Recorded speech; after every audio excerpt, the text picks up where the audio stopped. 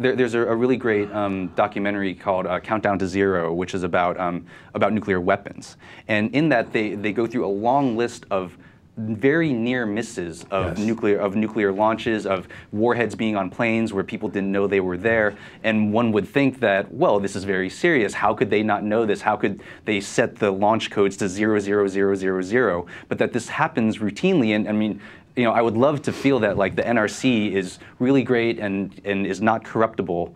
But wait. Let me stop you right there. Okay. One big difference is military. And that's why Chernobyl was run by the Russian military.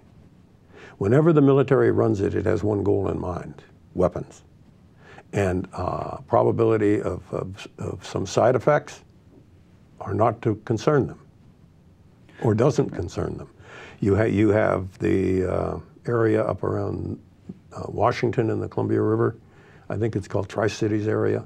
You got a lot of problems. Those problems up there are never going to go away. And that's because the reason for that nuclear power plant that caused these problems was to generate plutonium.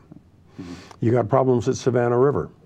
Now, Savannah River is not radiation problems, different kind of problems. Part of the process in getting tritium led to dumping some chemicals. They dumped hot water and chemicals into a swamp area near the plant. That whole swamp area now is dead. But there's no radiation problem. It's a different kind of problem.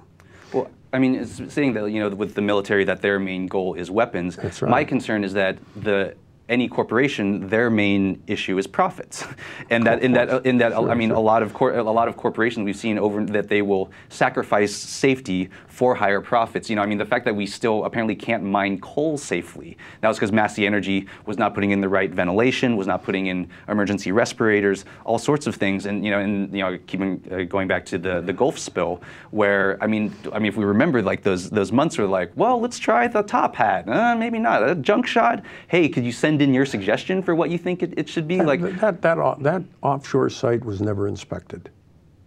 That drill rig was never inspected. But by any government person.